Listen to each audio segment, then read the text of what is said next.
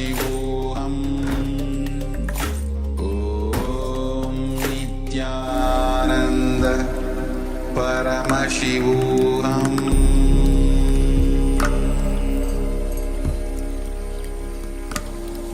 Om Nityananda Paramashivoham.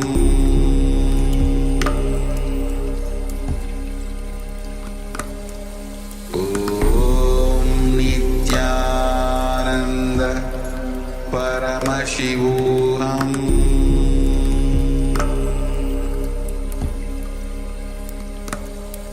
Om Nityananda Paramashivoham. Om Nityananda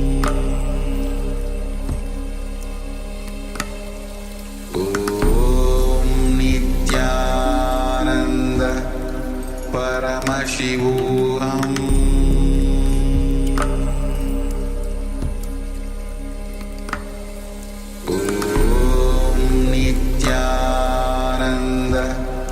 Paramashivoham.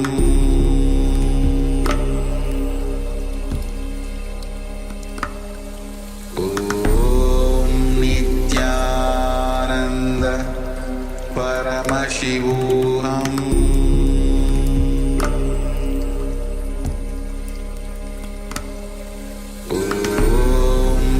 Nityananda Paramashivoham. Paramashivoham.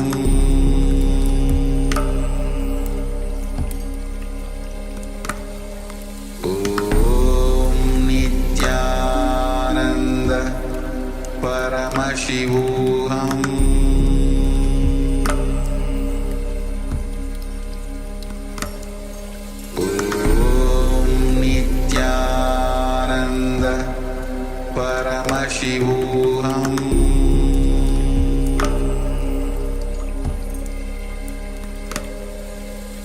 Om Nityananda Paramashivoham.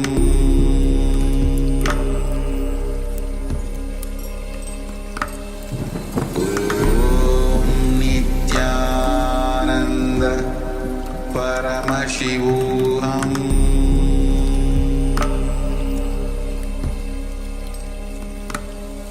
Om Nityananda Paramashivoham.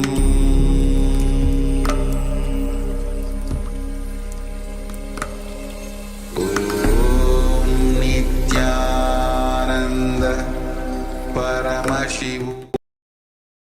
Nithyanandam, we welcome all the Paramashivoham program participants to the first session of the day, Nityananda Yoga.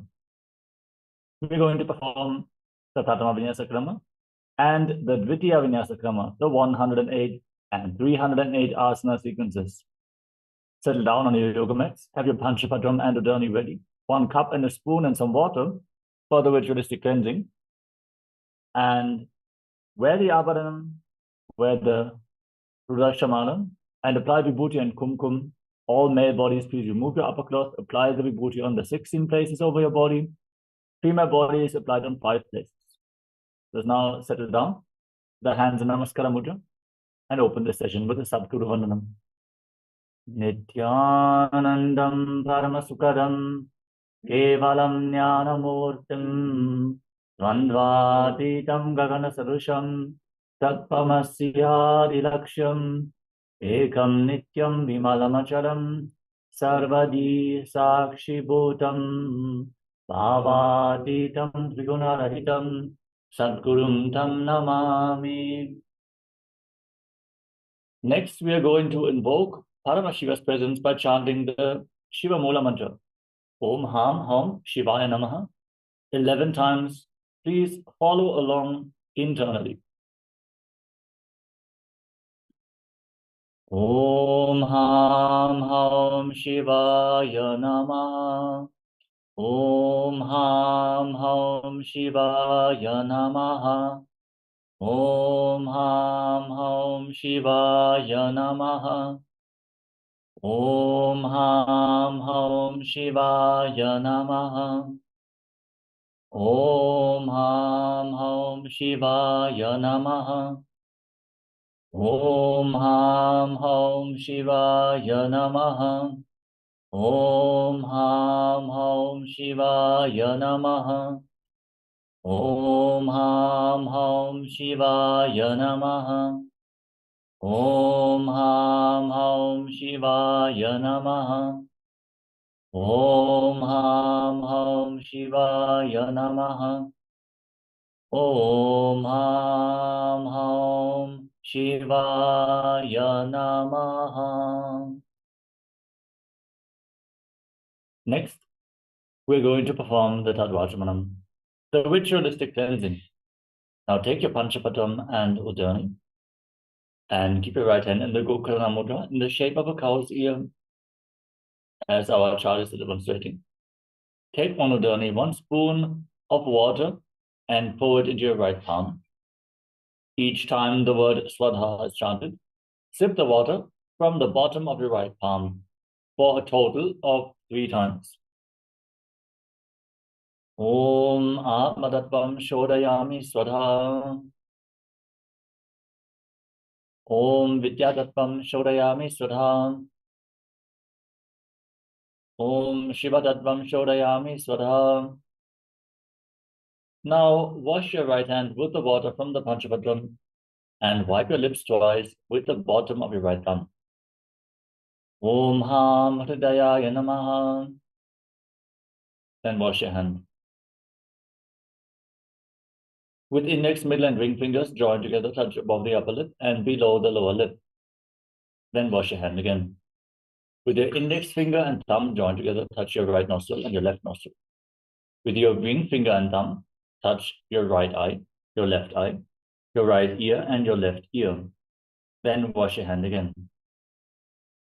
With your little finger and thumb, touch your navel, your right chest, and your left chest. And with all your fingertips joined together, touch the crown of your head, the right shoulder, the left shoulder, and your heart center. Wash your hand again. Now clasp your right hand over the left and place both hands on the right thigh. Close your eyes and make a sankalpa, set a conscious resolution, what you are going to manifest as part of today's ritual of Nityananda Yoga. Hold this visualization as we chant the sankalpa mantra.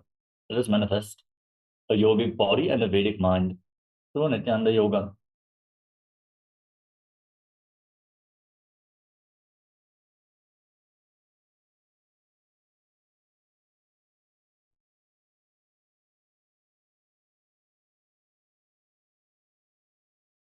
Om Namo Pata Samasta Duritakshaya Dvara Bhagavat Sri Nityananda Paramashiva Prityatam Sri Nityanandeshwari Paramashiva Shakti Sameta Sri Nityanandeshwara Paramashiva Prityatam Cha Adya Purvokta Evam Guna Visheshena Vishishtaya Asyam Shripadito Purna Arokya Yukta Jagat Yogra Sharira Sidyatam Paramashiva Shakti Avishkaranartham Nityananda Yoga Abhyasam Karishye. Now wash your right hand once more. Om Apa Upasprishya. And place your Panchapatram and Udani aside, out of harm's way. And let's get ready to enter into the ritual of Nityananda Yoga. Let's first cover the components of Nityananda Yoga, starting off with asana, physical body postures, as what is commonly known as yoga, aligning your body to the cosmic geometry, aligning your physical body to Paramashiva, intensely awakening the Kundalini Shakti, strengthening your muscles, bringing flexibility to your body through asana.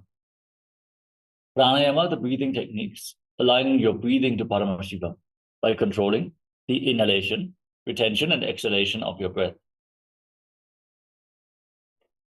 Next is mudra, energy circuits, performed by keeping your hands in certain hand gestures or aligning various other parts of the body, redirecting the flow of the prana within the body and awakening the non-mechanical parts of the brain. Next is bandha, energy locks performed by contracting certain muscles and diaphragms within the body. redirecting the prana flow upwards through the Sushumna Nadi and aligning your internal organs to Paramashiva.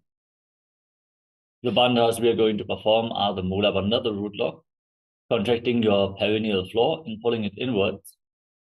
Uddiyana Bandha, the abdominal lock, contracting your muscles above and below the navel and pulling your stomach in and up towards your spine. And the Jalandhara Bandha, the throat lock, tucking your chin to the chest, internally contracting your throat muscles.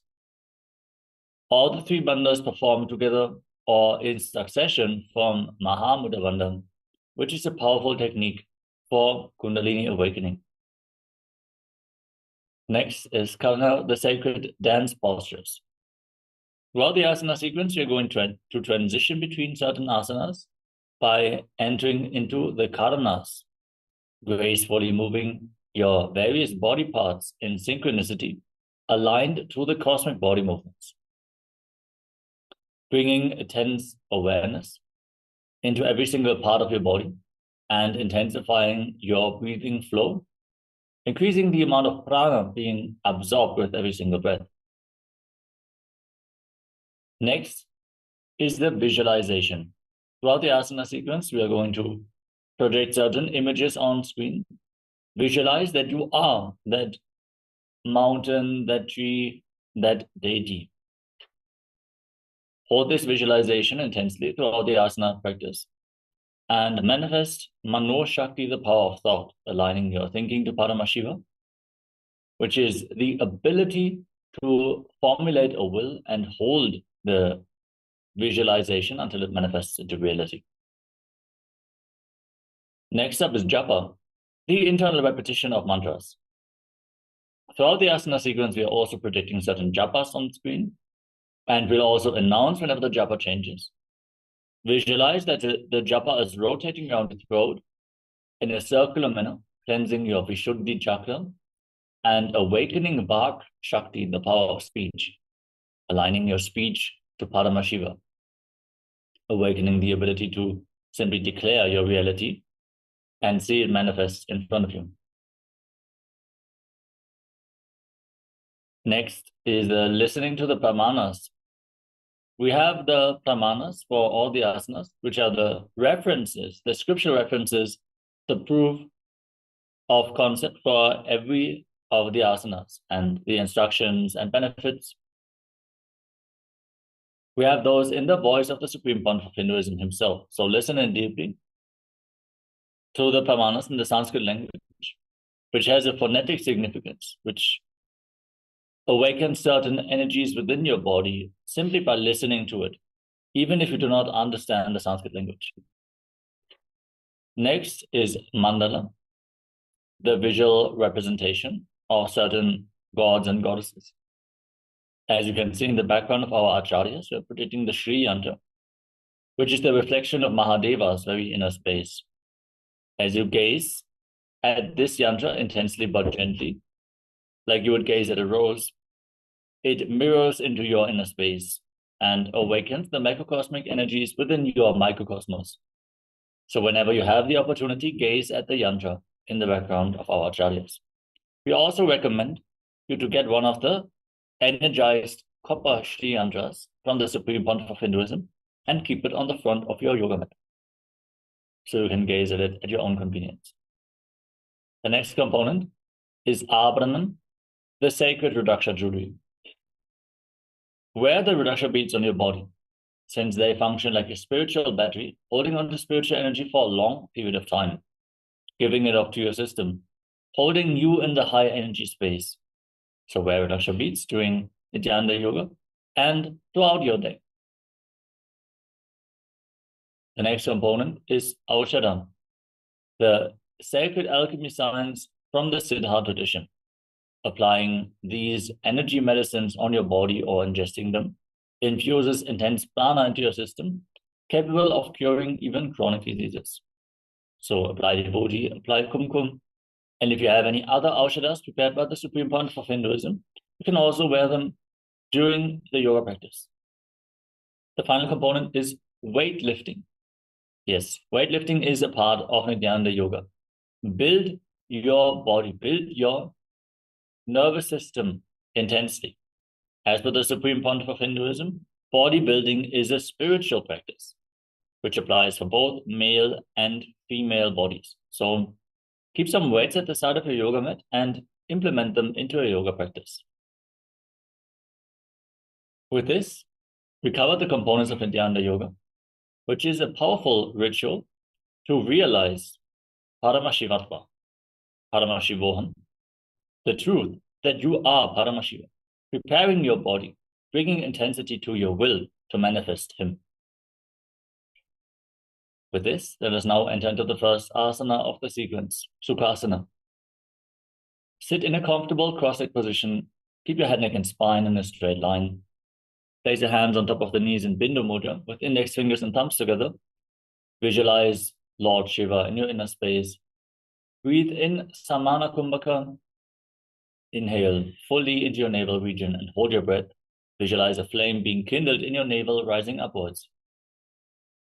Engage Mahamudra Bandha, all three bandhas, root lock, abdominal lock, and throat lock. Internally chant the japa Soham. Visualize it rotating around your throat in the first asana of the sequence.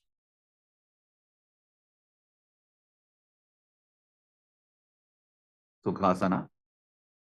Tat sukhasanam ityuktam ashaktastat samacharet asanam vijitam yena jitam tena jagatrayam. Parvatasana. Now, place your feet on top of opposite thighs. Sit in Padmasana. Then join your palms in Anjali Mudra and raise them up above your head.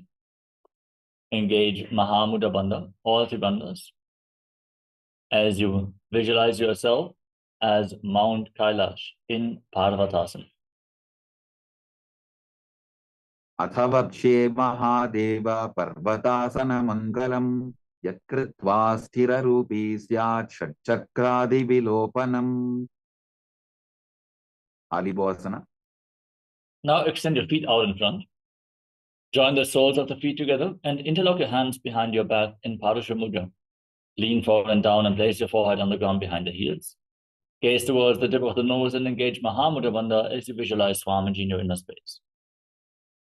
Purava Vidiyahu Mejano Ubhai Pagathali Samputatano Vishtupachedo Bukaralyavo Dachina Karaso Vama Gahavo.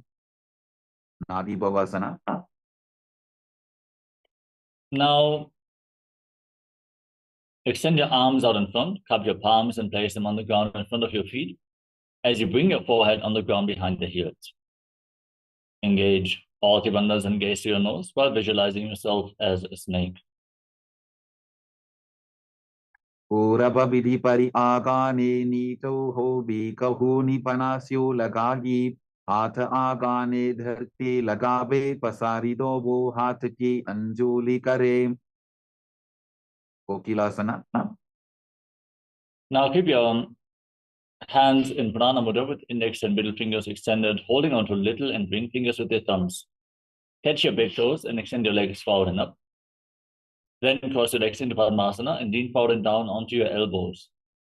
Engage Mahamudra Bandha, all three bandhas, and visualize yourself as a bird. Athan Yadasanam Vakshye Yena Siddho Bhavennaraha Akasmad Vayu Sancharam Kokilabhyasanena Cha. Nityasana. Now, place one foot on top of the opposite knee and the other foot below the opposite knee. Hold onto opposite elbows and start rotating your arms in wide circles. Gaze to your nose, engage Mahamudra Bandha and visualize Swamiji in your inner space. Goda Bhama Padiki Ashamahili Soja Dachicharana Ko Baralota Parikul Pasamoja Bhama Padako Mahilo Bahuro Patutana Tapari Goda Dachiki Ashabarali Dhana. Gajasana. Now place your palms flat on the ground and raise your hips up high. Then scoop your head and chest forward and down while pulling your stomach in and up in Uddiyana Bandha, visualizing yourself as an elephant. Nyukjam Padagre Bhumo Pritvalambi Bhuyamastakagre Nidhaya Nitambam urdhvamunnamaija nabilaksham bhumau nasika maninja. Kripshasana. From the same position, now push one heel to the mat and lift the other heel up. Alternate the position of your feet again and again as you engage your dhyana bandha and visualize yourself as a bear. Ekaikam padamapuncha gajasanam kuryat trikrasanam bhavati. Vaishasana. Now rise up. Stand on the tips of your big toes if you can. Otherwise, stand on the tips of your toes. Bring your hands to the chest in Hridaya Mudra with index, middle, and ring fingers joined together. Keep your elbows raised. Engage your dhyana bandha and visualize Swamiji in your inner space. Keshena padayugalam bandvatishte dadho mukhaha athava ishyavakshe yatkritva satyavan bhavet. Palalingasana.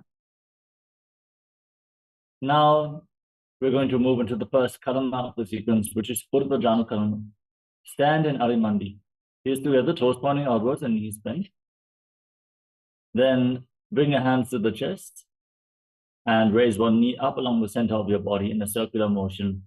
Follow along with the respective hand on both sides again and again. Gracefully move your arms and legs.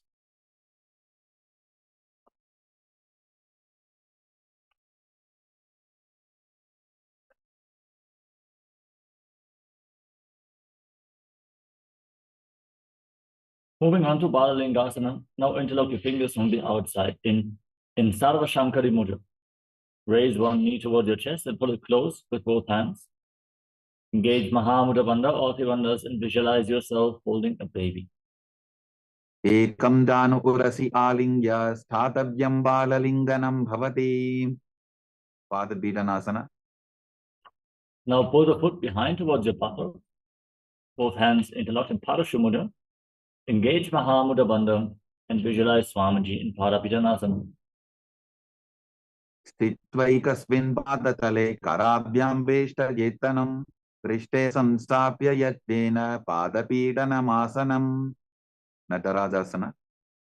Now hold the sole of the foot from the inside.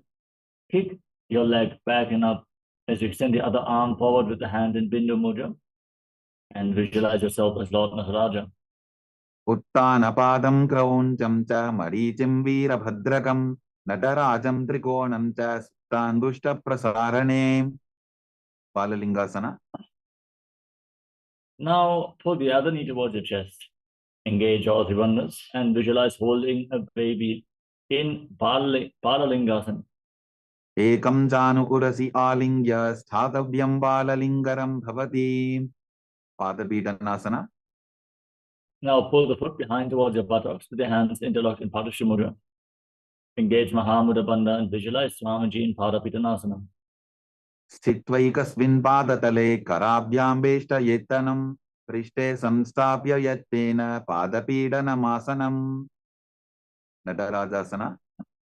Now hold the sole of the foot, kick your leg back and up, and lean forward, the other hand extended in Bindu Mudra, while visualizing yourself dancing as Lord Nataraja. Uttanapadam krauncham cha marichim virabhadrakam natarajam trikonam cha suttangushta prasarane. Tadasana.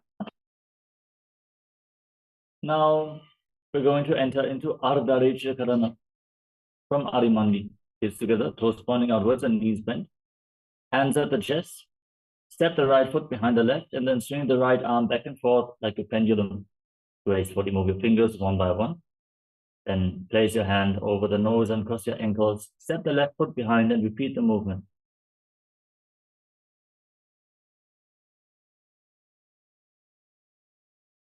Next up is the skeleton dance. Now visualize yourself as a skeleton and shake your body intensely. Hold the visualization of your bone structure and move every single bone of your body.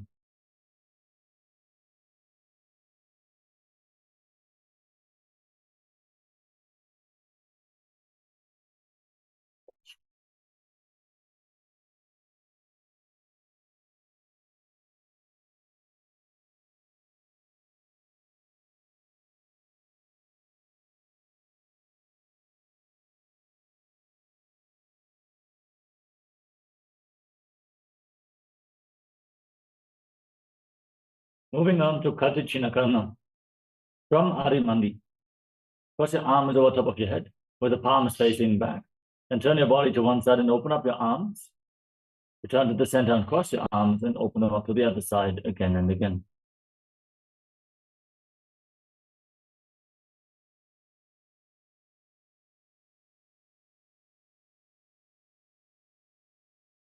The next asana is Tadasana. Now stand on the tips of your toes and raise your arms up parallel above your head. Engage Mahamudra Bandha, all the bandhas, as you visualize yourself as a palm tree and internally chant the new japa Shivoham in Tadasana. महामुद्राबद्ध कोनौ tadasana विभेदकान् विनोत्तानं सदा कुर्यादन्तर्वत्नीपति प्रियाम्. Tanasana. Now lean forward and down and place your palms on the mat. You can. You cannot reach the ground with your fingers. You can hold onto your shins or your knees and pull yourself down.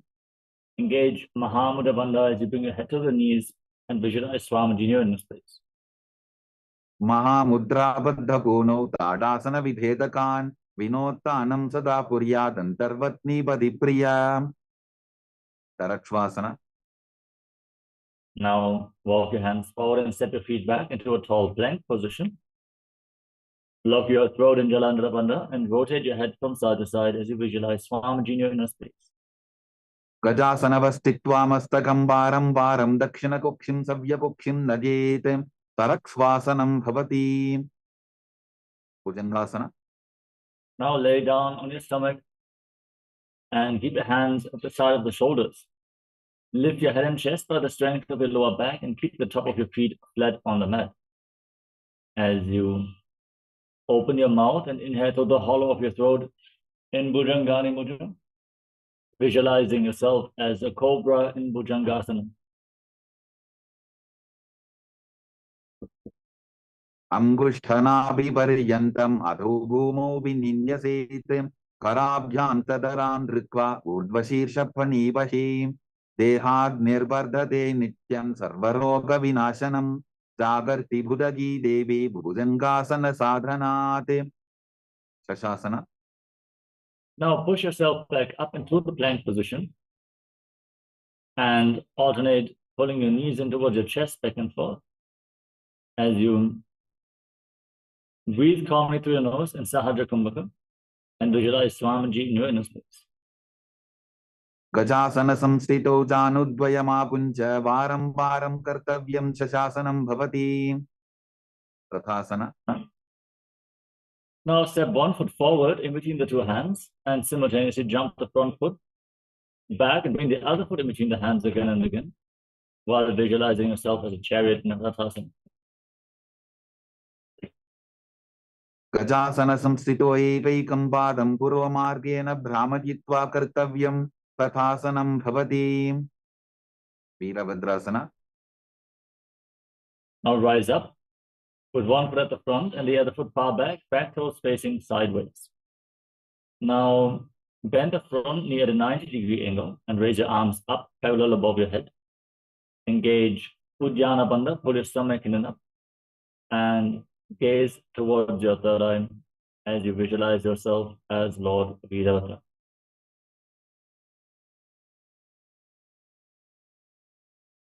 वासिष्ठमथ कौण्डिन्यम् ऊर्ध्वकुक्कुटमेव च अष्टावक्रमथोत्थानं मयूरं सेतुबन्धनम् उत्थानपादं क्रौञ्चं च मरीचिं वीरभद्रकं नटराजं त्रिकोणं च सुप्ताङ्गुष्ठप्रसारणे. Virabhadrasana. Now exchange the position of your feet. Bring the other foot to the front. Then bend the front knee, raise your arms up, pull your stomach in and up, and visualize yourself as Lord Veerabhadra in Veerabhadrasana on the other side.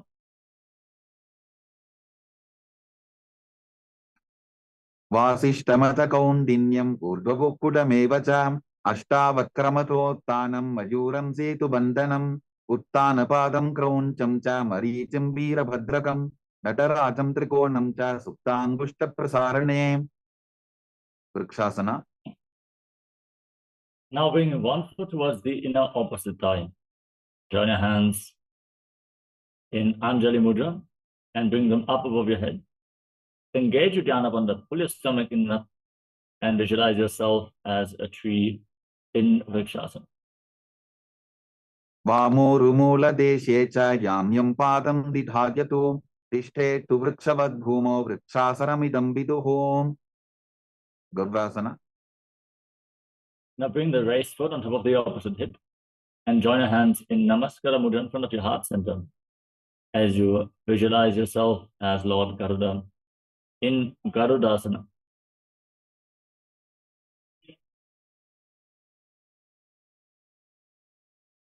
Garudasana येन ध्यानं स्थिरं भवेत् सर्वदोषाद्विनिर्मुक्तो भवतीह महाबली. एकपादमुरो बद्ध्वा एकपादेन दण्डवते जङ्घापादसन्धिदेशे चानुव्यग्रं व्यवस्थितः. Vrikshasana. Now exchange the position of your feet. Bring the other foot towards the inner opposite thigh and join your hands in Anjali Mudra and raise them up above your head. Engage Uddiyana Bandha, the abdominal lock, as you embody the strength, stability, and groundedness of a tree in Vrikshasana, the tree pose. वामोरुमूलदेशे च याम्यं पादं निधायतो तिष्ठेतु वृक्षवद्भूमौ वृक्षासनमिदं विदुः. Brahmasana. Now bring the raised foot on the opposite hip and your hands in Namaskara Mudra in front of your heart center. Visualize that you have big wings on your back as you visualize yourself as Lord Garuda. Garudasana येन ध्यानं स्थिरं भवेत् सर्वदोषाद्विनिर्मुक्तो भवतीह महाबली. एकपादमुरो बद्ध्वा एकपादेन दण्डवते जङ्घापादसन्धिदेशे चानुव्यग्रं व्यवस्थितम्. Trikonasana. Now step one foot forward and the other foot far back with your back toes facing sideways. Lean forward and down, placing one hand by the foot, the other arm raised to the sky. Gaze up along the raised arm as you visualize yourself as a triangle. उत्तानपादं क्रौञ्चं च हरीचिं वीरभद्रकं नटराजं त्रिकोणं च सुप्ताङ्गुष्ठप्रसारणे. Trikonasana. Now rise up and lean down towards the other side. Exchange the position of your feet. Repeat Trikonasana, the triangle pose on the other side. उत्तानपादं क्रौञ्चं च हरीचिं वीरभद्रकं नटराजं त्रिकोणं च सुप्ताङ्गुष्ठप्रसारणे. Now rise up and stand in Arimandi. Heels together, toes pointing outwards and knees bent.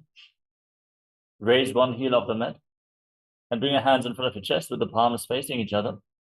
Then stomp the raised heel down, lift the other heel up, and exchange the position of your hands in front of your chest again and again in Nikutaka Karana.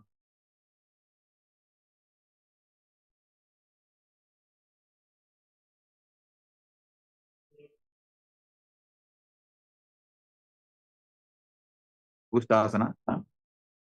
Now squat down and raise your heels off the mat. Sit on raised heels with your knees together, toes tucked. Join your hands in Namaskara Mudra in front of your heart center and start buzzing like a bee in Brahmari Kumbhaka on the inhalation and on the exhalation. Internally chant the new japa, Sadashivoham, as you visualize Swamiji in Angushtasana. Kabandhasanamityāhuः गोरक्षासनमेव च अंगुष्ठमुष्टिकं न्येयं ब्रह्मप्रसादितं तथा. Saurasana. Now step one foot forward. Keep your hands at the side of your body with the palms facing forward in Balamudra. Visualize Swamiji in your inner space. प्रसार्यैकं पादतलं संस्थाप्यत्वेकपादकं. Vidunanasana. Now lean forward and down and hold on to the big toe of the front foot in Prana Mudra. Hold on to the back heel with the other hand as you visualize Swamiji in your inner space. गुल्फस्थितौ पादमेकं प्रसार्य तत्पादाग्रं संस्पृशेत् तत्करेण गुल्फं चान्यं धारयेत् तत्करेण धूनं बेढं चाभ्यसेत् चोभयत्र. Saurasana. Rise up and exchange the position of your feet. Step the other foot forward. Keep your hands at the side, fingertips barely touching the ground at the side of the body, palms facing forward, and visualize Swamiji in your inner space. प्रसार्यैकं पादतलं संस्थाप्यत्वेकपादकं.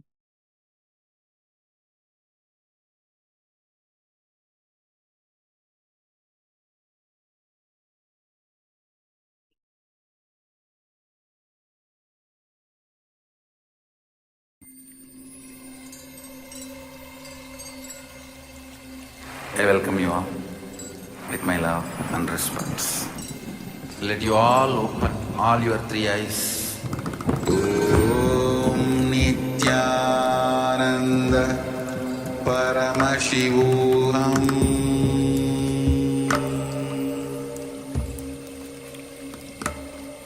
Om Nityananda Paramashivam.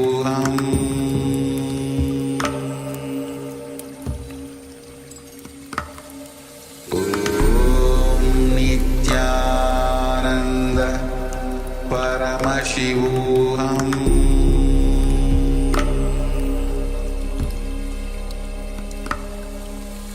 Om Nityananda Paramashivam.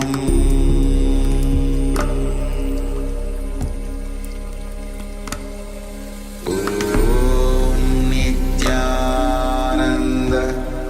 Paramashivam.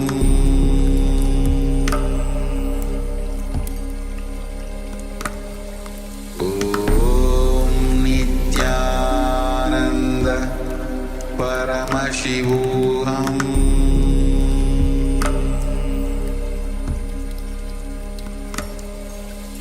Om Nityananda Paramashivam.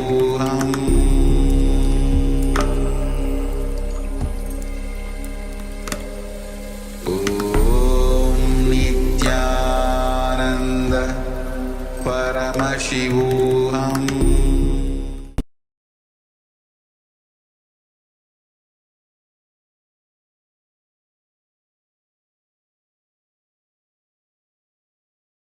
Yes, Nityanandam. Sorry for the technical glitch. Let us now move into the next asana of the sequence, Vidunanasana. With the other leg extended forward, sitting on the opposite heel, lean forward and down and hold on to the front big toe and the back heel.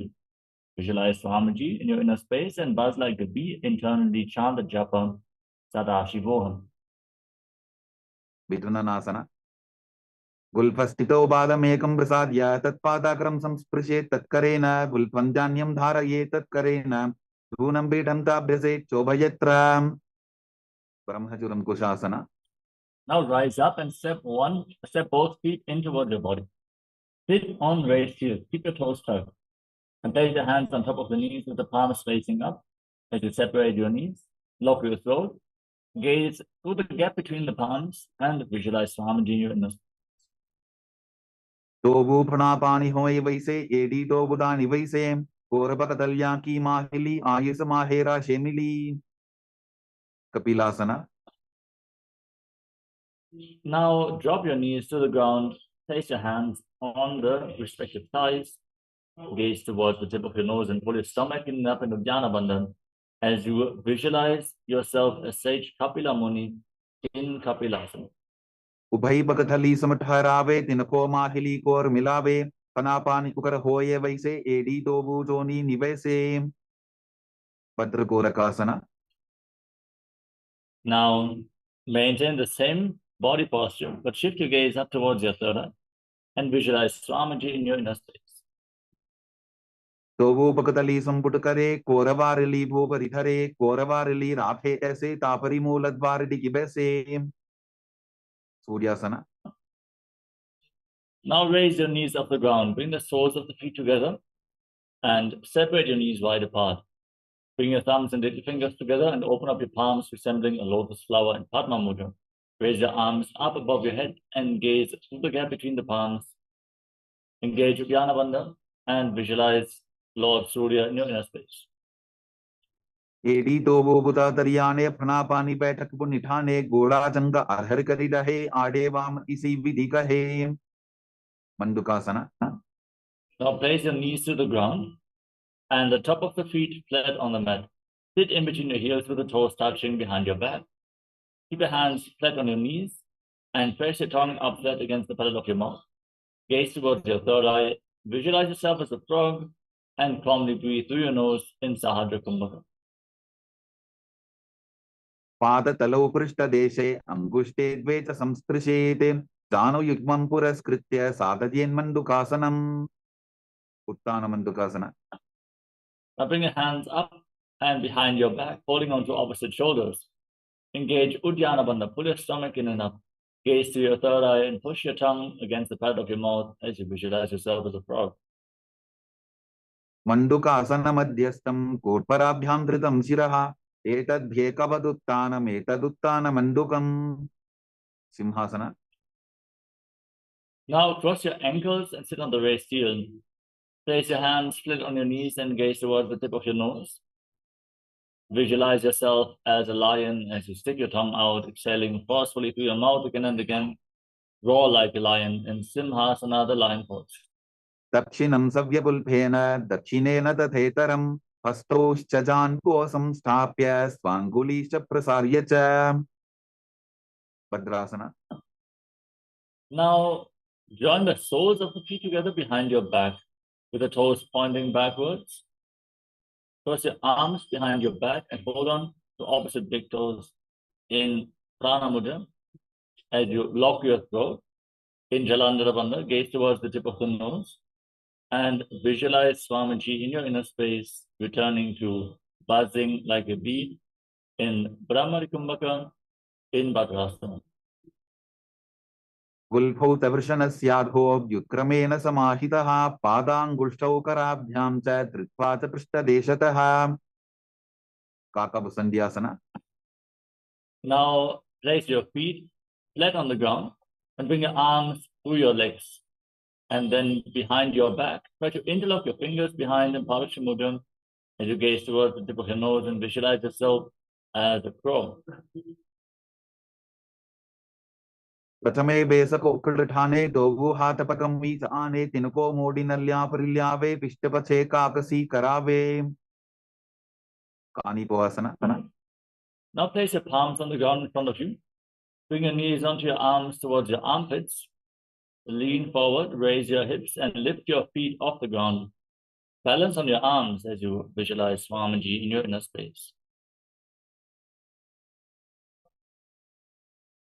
Asana ko guna ashidashita hoyi to achi hoyi. Kapalyasana. Next, we're going to move into the first inverted posture of the sequence. So set yourself up in front of a wall for support if needed. And make sure you protect your neck and spine. If you suffer from any spine injuries or have high blood pressure, please don't perform this asana until you consult a doctor whether this is safe for you. The same applies to women who are currently in pregnancy or suspect they might be pregnant. Now place your head on the ground, form a triangle between your head and your hands. Bring your knees onto your elbow, your hips above the shoulders, and then extend your legs up straight into a headstand. Visualize Swamiji in your inner space in Kapalyasana. Sisha sisha dharti teki pabudo bhumiliva ucha bhukare. Pashvamayurasana. Now come to a squatting position. Place your palms on the ground in front of you and enter into a Rechaka Kumbhaka. Exhale fully and hold your breath after each exhalation as you twist your body to one side, align one knee and the respective hip with your elbows. Lean forward, extend the legs out to the side and balance on your arms. Gaze toward your third eye and visualize yourself as a peacock in Parsvamayurasana.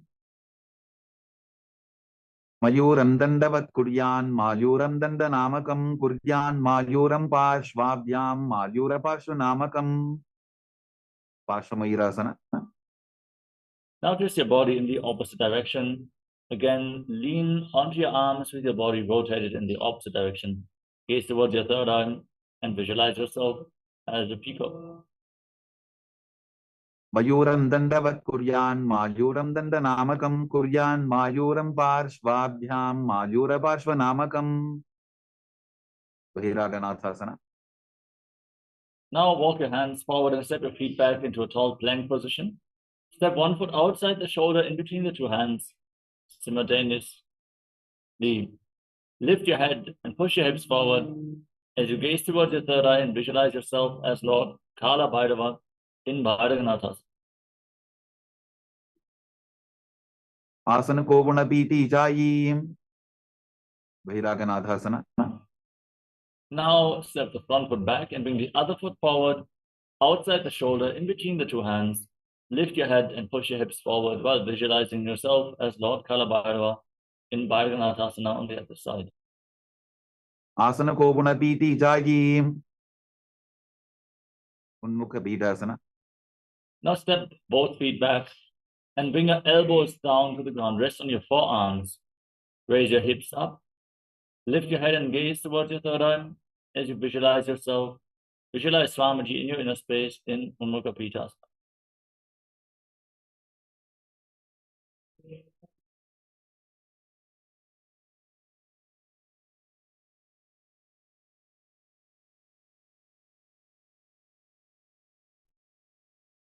भून्निष्ठौ जानुनी हस्तौ चतुष्पदममान्मुखम् उत्थापिताङ्घ्रियुगलकटिस्थलमभिरुका.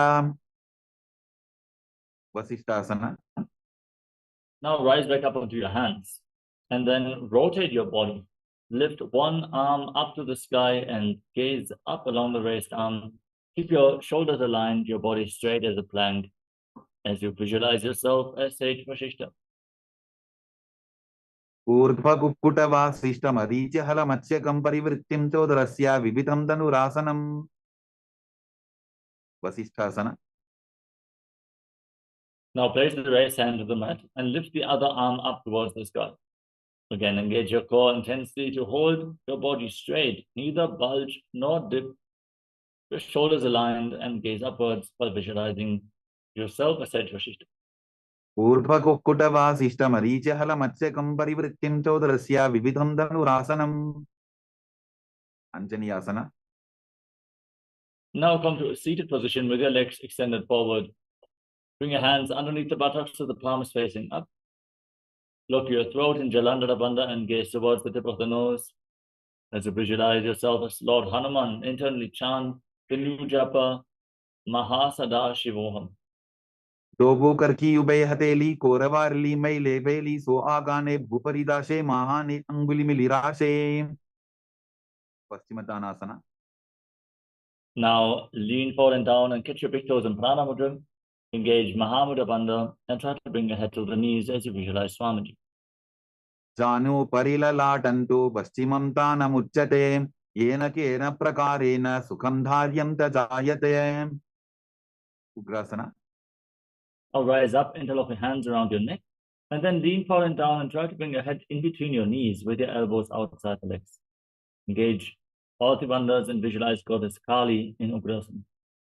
स्वपानिभ्यां दृढं धृत्वा जानुभरि शिरोन्यसेत आसनोग्रमिदं प्रोक्तं भवेदनिलदीपनं देहावसानहरणं पश्चिमोत्तानसंज्ञकं ययेत् तदासनं श्रेष्ठं प्रत्यहं धारयेत् सुधीः.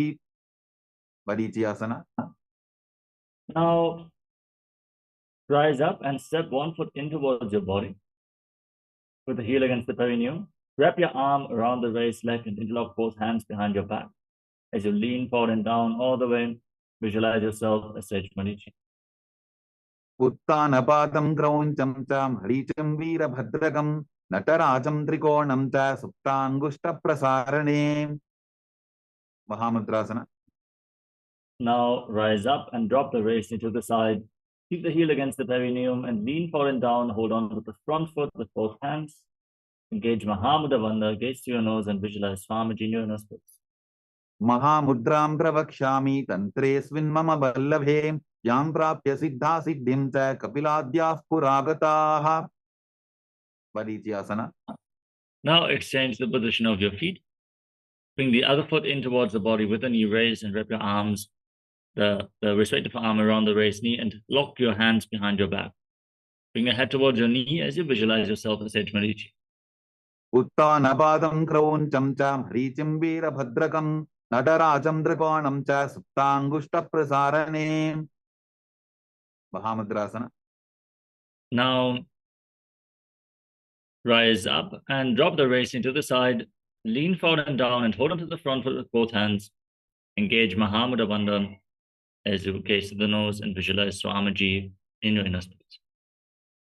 महामुद्रां प्रवक्ष्यामि तन्त्रेऽस्मिन् मम वल्लभे Yam prapte siddha siddhim cha kapiladyah puragataah. Vadrasana. Now rise up and join both the soles of the feet together. Interlock your fingers around the toes and pull your heels against your perineum. Push your knees down to the mat as you gaze towards your third eye and visualize Swamiji in your inner space. Gulphau tavrishanasyadaha sivantyah parshvayoho kshipet padaparshvetu panibhyam dradham badhva sunischaram. Valipavasana. Now slightly extend your feet away from the body. Keep your toes together and separate your heels. Place your hands on the respective knees and lock your throat. Gaze towards the tip of your nose and visualize Swamiji in your inner space in Galipavasana.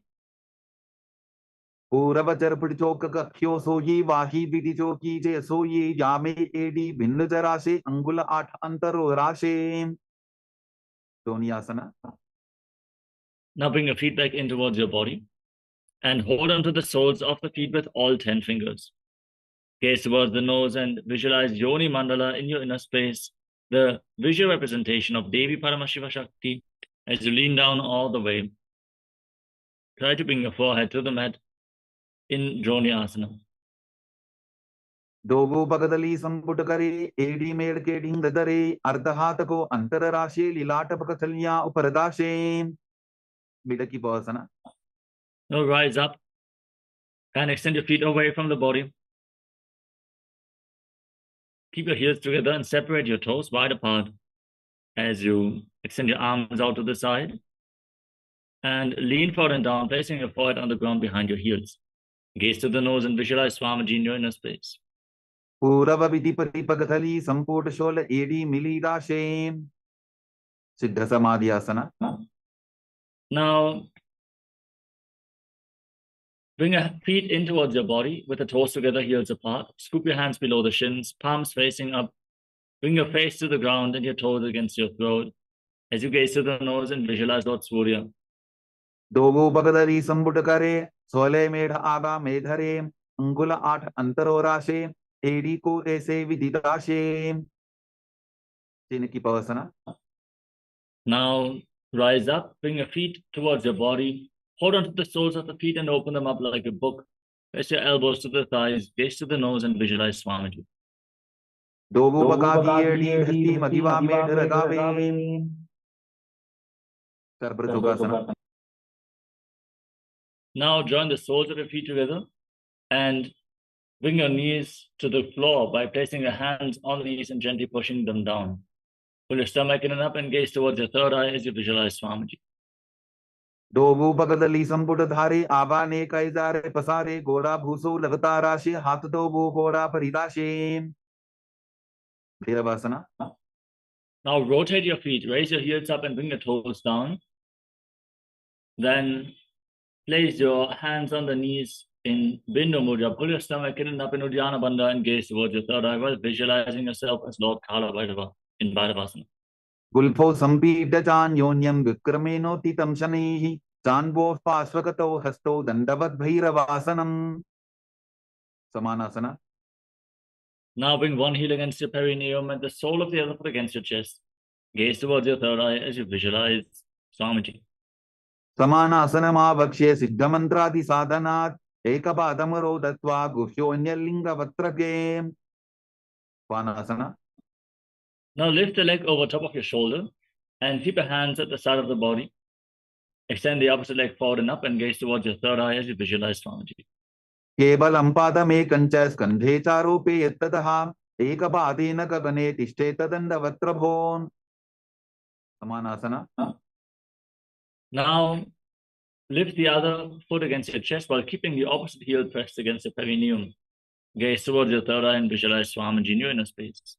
Samanasana Vakshe Siddhamantrati Sadhanat, Ekapadamaro Datva Gushonyalinga Vatrake. Apanasana. Now lift the leg over your shoulder. Keep your hands at the side and extend the opposite leg forward and up. Gaze towards your third eye as you visualize Swamiji in Apanasana. Kevalam padame kancha skandhe charope yattataha, ekapadena kagane tishte tadanda vatrabhon. Omkhasana. Now stack your knees in front of your body. Keep your heels outside opposite hips Interlock the hands on the top knee as you gaze towards the nose. Breathe in Shitkari Kumbhaka. Hiss through your teeth on the inhalation and exhale through your nose. Internally chant Om Nityanandoham as you visualize the face of a cow. Sabve dakshinabul phanto prishtaparshvin yojadyete dakshine titata sadyam gomukam yatham. Anasuyasana. Now hold on to your big toes in Prana Mudra. Pull your stomach in and up and gaze to your nose while visualizing yourself as Rishika Nasuya. दक्षिण कोटो नीचो ठाने बाबोता के ऊपर आने गोड़ा संधि मिलावे भारी आड़ा पद पुनिदे संधि पसारी. Anusuyasana 2. Now interlock your hands behind your back and then lean forward and down. Bring your chin over the knee. Gaze to your nose as you try to touch the nose to the mat. Visualize yourself as Rishika Nasuya. जीमरा कोदा की संधि उपरिडा बागोड़ा की संधि मिलाई राशे गोड़ा से उले पकतल्यारो आरवाई सुधा राशे. Kailasa 2. Now rise up, place the right foot flat, the left heel against your perineum, hands on the knees, gaze to the nose, and visualize yourself as Lord Garuda. Davo bakamodi yedi bahila vil phamula dwarani saide. Naradasana. Now sit on the heel, interlock your hands around your neck, twist your elbows outside the raised knee and gaze towards your third eye as you visualize yourself as Sage Narada. पिष्टि जवाम बगदली केरी भूपरिता हिलवा वे फेरी गोड़ा स्वरूप no है जोगी छिपा शितीरा शेषोगी. मत्स्य बीटकासना. Now place the left foot on top of the right thigh and hold onto the right shin and the right big toe. Gaze towards the tip of the nose and visualize Matsya, the fish avatar of Lord Vishnu. वामेन वामांगुष्टन्तो गृहीतं मज्ज बीटकं योरि वामेन संबीड्य मेढ्रादुपरि दक्षिणम्. Vamkhasana. Now stack your knees over top of each other once more with the other knee on top this time. Gaze to the nose and interlock your hands on the top knee as you embody the face of a cow. Sabve dakshinabul phanto prishtaparshvin yojadyete dakshine titata sadyam gomukam yatham. Anasuyasana. Now hold on to the respective big toes in Prana Mudra as you pull your stomach in and up and gaze to the nose, visualizing Rishika Nasuya. दक्षिण कोटो नीचो ठाने बाबोता के ऊपर आने गोड़ा संधि मिलावे भारी आड़ा पद पुनिदे संधि पसारी. Anusuyasana 2. Now interlock your hands behind your back and lean forward and down as you try to touch your nose to the mat. Visualize yourself as Rishika Nasuya. जीमरा कोदा की संधि उपरिडा बागोड़ा की संधि मिलाई राशे गोड़ा से उले पकतल्यारो आरवाई सुधा राशे. Kailasa 2. Now place the left foot flat on the mat and the right heel against your perineum. Hands on the knees, gaze to your nose and visualize yourself as Lord Garuda. Davo bakamodi yedi bahila vil phamula dwarani saide. Naradasana. Now sit on the heel, interlock your hands around your neck and twist your elbows outside the raised knee. Gaze towards your third eye and visualize yourself as Sage Narada. पिष्टि जवाम बगदली केरी भूपरिता हिलवा वे फेरी गोड़ा स्वरूप no है जोगी छिपा शितीरा शेषोगी. मत्स्य बीटकासना. Now place the right foot on top of the left thigh and hold onto the left shin with your right hand and the left big toe with the left hand in Prana Mudra. Gaze to your nose and visualize Matsya, the fish avatar of Lord Vishnu. वामेन वामांगुष्टन्तो गृहीतं मज्ज बीटकं योरि वामेन संबीड्य मेढ्रादुपरि दक्षिणम्. Matsyendrasana. Now extend the legs out in front.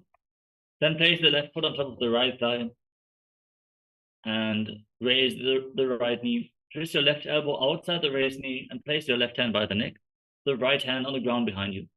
Gaze towards your third eye and visualize Sage Matsyendranatha, the master of Hatha Yoga. उदरं पश्चिमाभासं कृत्वा तिष्ठति यत्ततः नम्राङ्गं वामपादं गीतक्षचानुपरिन्यसेत्. Ubasana. Now extend your front hand down towards the foot, hold on to the big toe in Prana Mudra, place the other hand on your ear as you gaze to your third eye and visualize yourself as a camel. आसन को गुण झोलो जाए. Matsyendrasana 2. Now place the hand from the ear to the ground behind you, gaze towards your third eye, and visualize Sage Matsindanata. वत्सेन्द्रपीठं दृढरप्रदीप्तिं प्रत्यन्दरपन्दलखण्डनास्त्रम् अभ्यासतत्कुण्डलिनी प्रबोधं दण्डस्थिरत्वं हि ददाति पुंसाम्.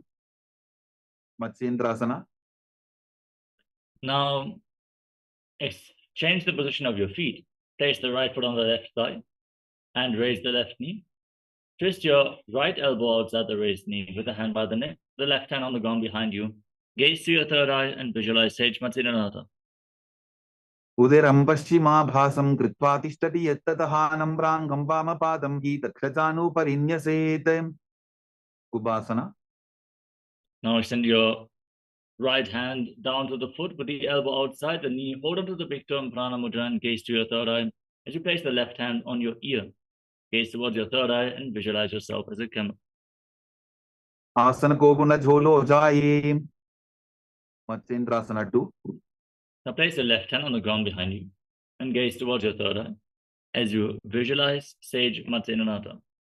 वत्सेन्द्रपीठं दृढरप्रदीप्तिं प्रत्यन्दरपन्दलखण्डनास्त्रम् अभ्यासतत्कुण्डलिनी प्रबोधं दण्डस्थिरत्वं हि ददाति पुंसाम्. Padmasana. Now place your feet on top of opposite thighs. Place your hands on the respective knees, gaze to your nose. Breathe in Shitali Kumbhaka. Roll your tongue up and stick it out of your mouth as you inhale through the tongue like a tube. Engage Mahamudra Bandha, root lock, abdominal lock, and throat lock as you internally chant the Mahavakyam. Om Nityananda Mahasarashivoham. Gaze to your nose and visualize yourself as Lord Shiva in Padmasana. Asanam dvidham proktam padmam vajrasanam tatha urdhorupaiche dhatte ubhe padatale yatha.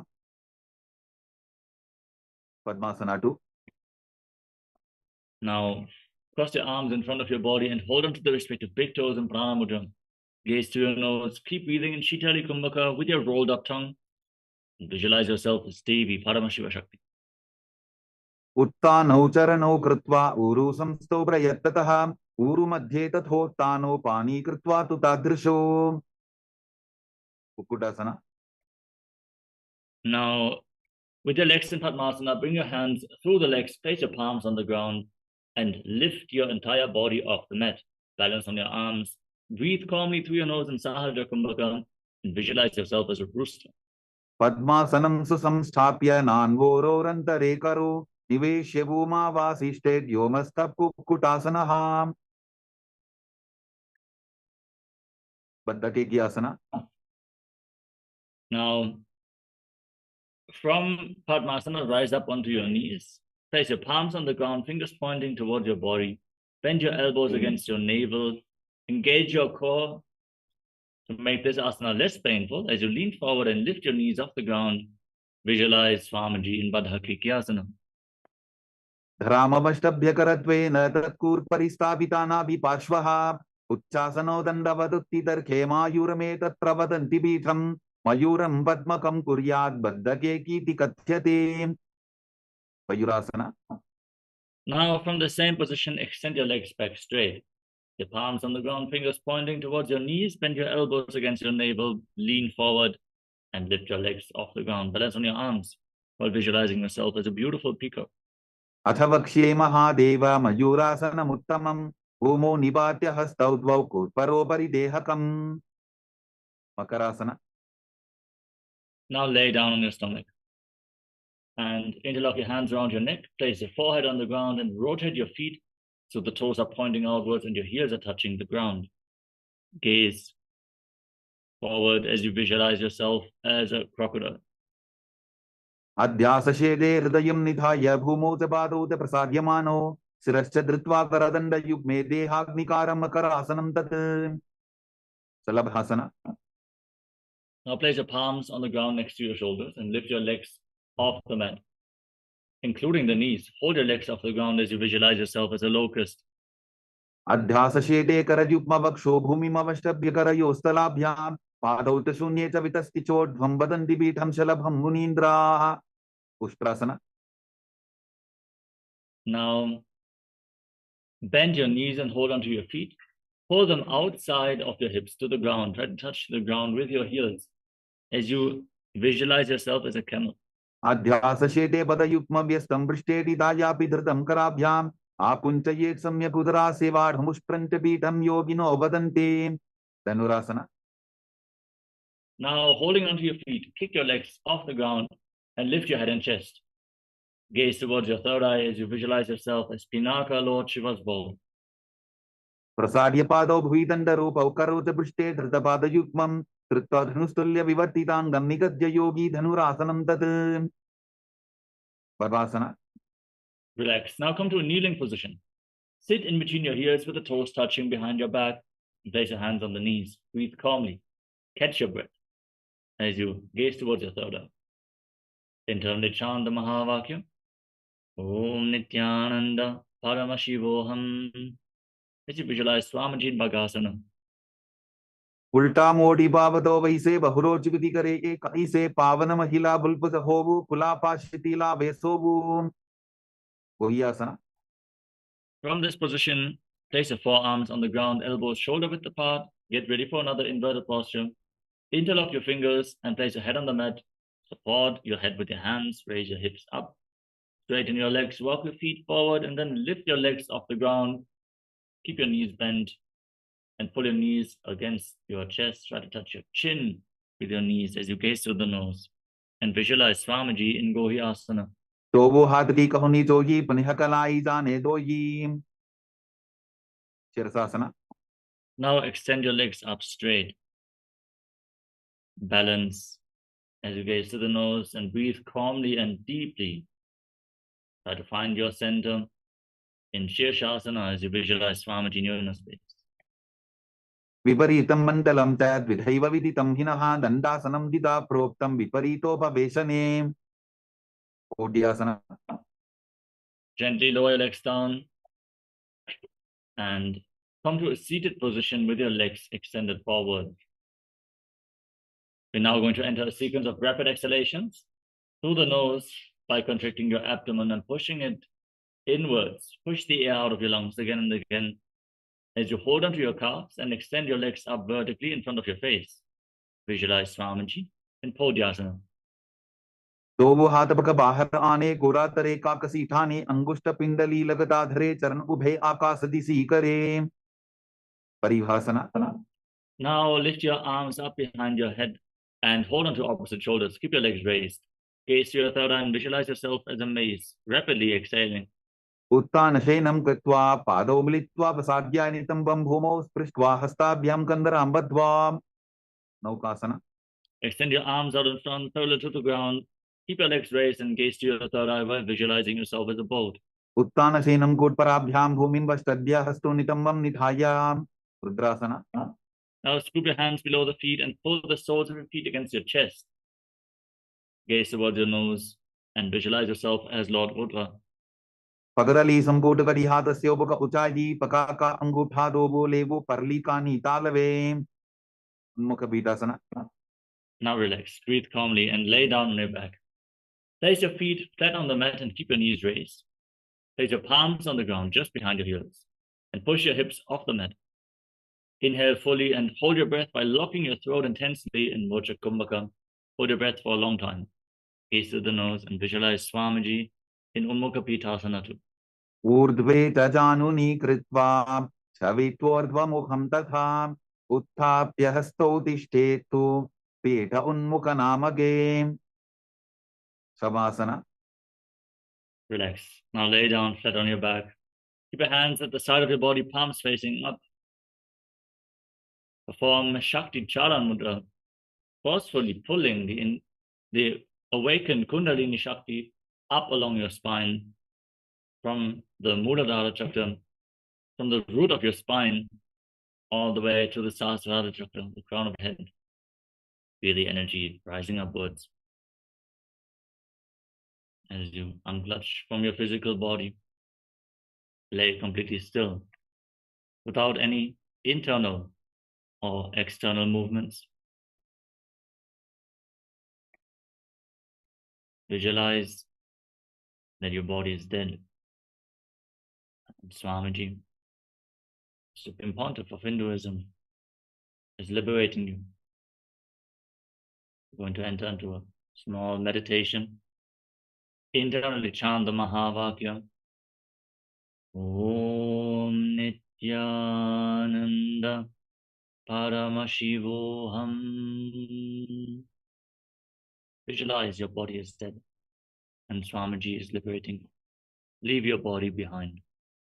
Uttanam Shabavad Bhumau Shajanam Toshabasanam Shabasanam Shranti Haram Chitta Vishranti Karakam.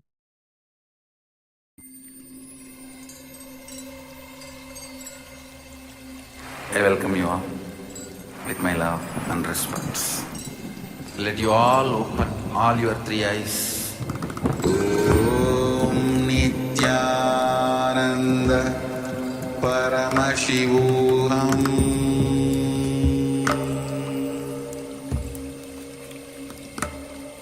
Om Nityananda Paramashivam.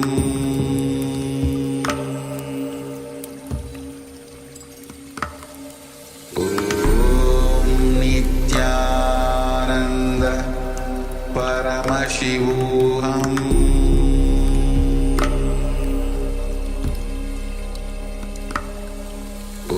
Om Nityananda Paramashivam. Om Nityananda Paramashivam.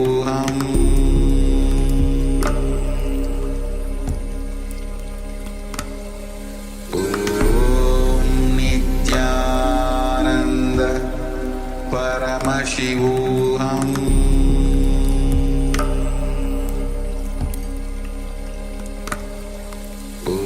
Om Nityananda Paramashivam. Om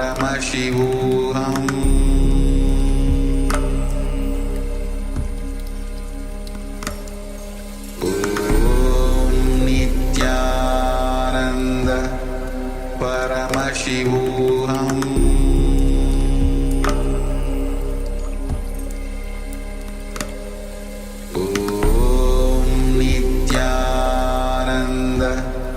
Paramashivam.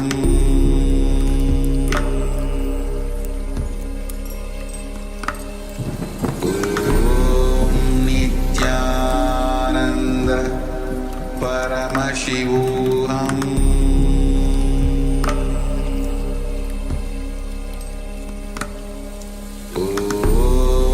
Nityananda Paramashivam. Paramashivam.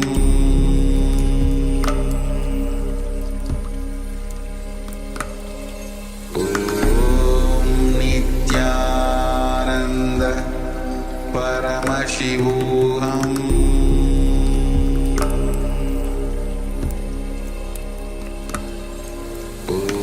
Om Nityananda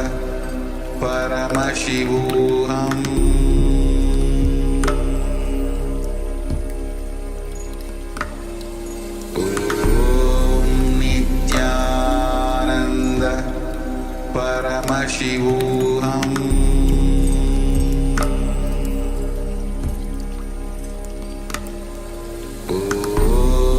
Nityananda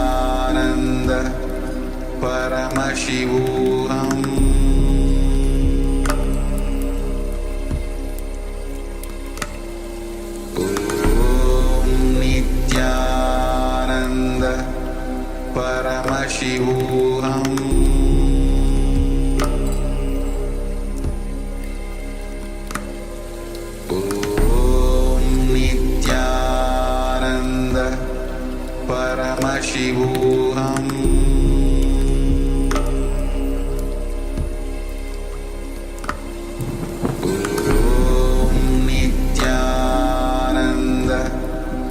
Paramashivam.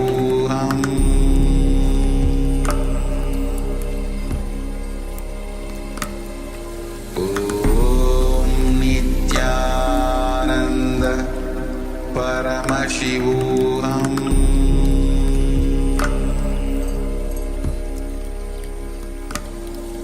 Om Nityananda Paramashivam.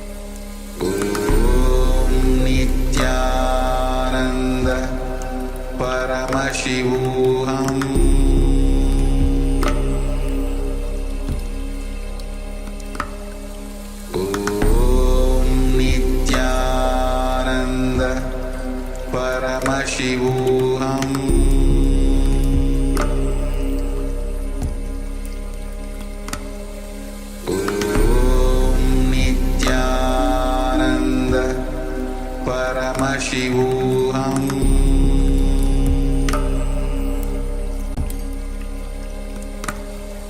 Om Nityananda Paramashivoham.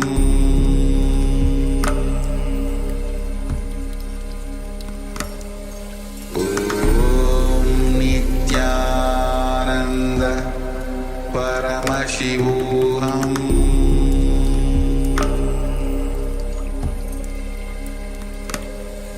Om Nityananda Paramashivoham.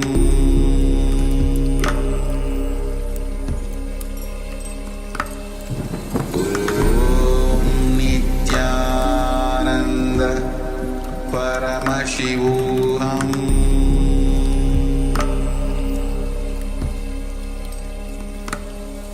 Om Nityananda Para.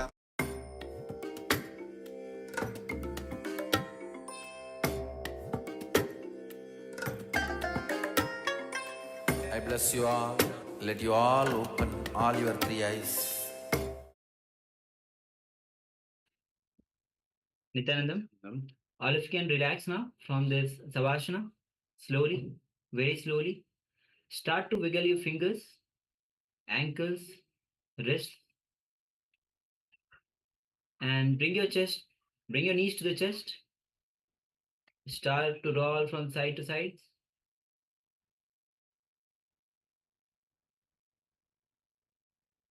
And then come back to the comfortable seated posture.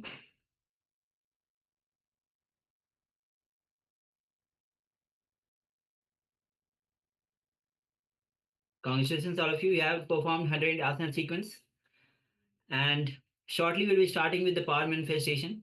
So if you want to have a quick refresh, take a moment. We'll be very shortly starting with the power manifestation.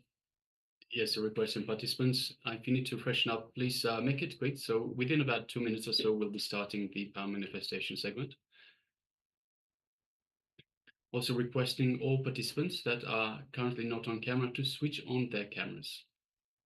So let us see each other. Yes, and meanwhile you can also get ready with the third eye, as it's a third eye power manifestation. Get ready with the eye bands. Be quick.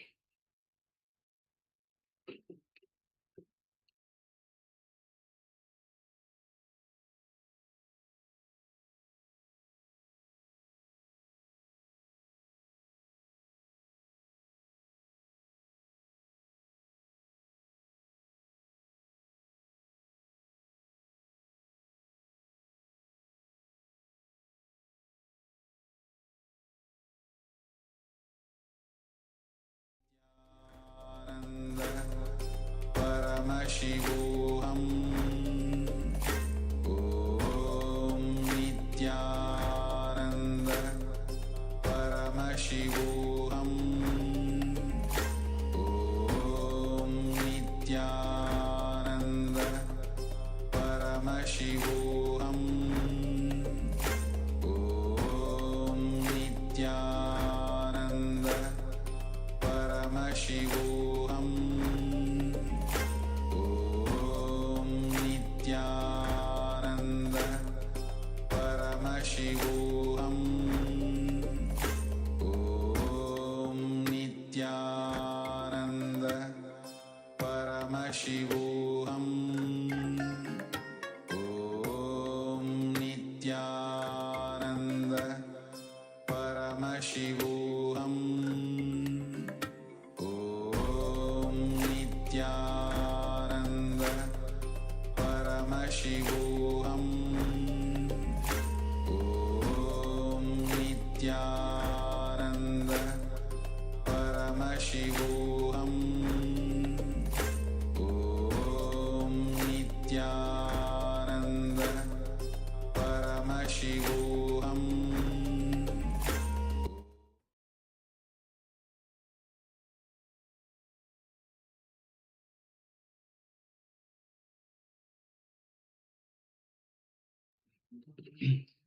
Nityanandam Paramasukadam Kevalam Jnanamurtim Dvandvatitam Gaganasrisham Tattvamasya Ekam Nityam Vimalamacham Sarvadi Sakshibhutam Bhavatitam Trigunarahitam Sadgurum Tam Namami.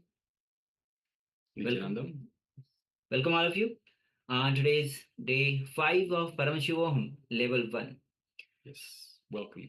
And just we have finished the 108 asana sequence. And so please let us know what was your experience, what breakthrough you had today, whether it is related to any asana or with the pranayama or any, there are 12 components in Nityananda Yoga. You had any breakthrough in the 12 components, or what was your experience?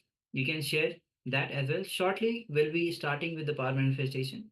So please arrange a eye band with you so that you can cover your eyes. And if you don't have an eye band, have a piece of cloth so that you can cover your eyes. A light doesn't fall on your eyes because we are manifesting the powers of third eye. So let's get ready. Meanwhile, we'll be entering into the Sas Pramana, manifesting the powers of third eye. And the verse goes as Kapalantarmano yasya tishtan militalochanaha kramena manaso dharyat lakshaye lakshamuttamam. The translation of this beautiful verb goes as, by fixing the mind on the inner space within the crown center and sitting stably without any movement, having the eyes closed in succession. By that stability of the mind and the inner space, through the power of third eye, one directly sees the ultimate goal, Lakshan, by having the vision beyond the sight that reveals any object or place, attaining the space of oneness with the source, Paramashiva. So let's get ready. We'll be beginning with the power manifestation now. Seeing picture blindfolded. If you haven't yet covered your eyes, please go ahead and cover your eyes.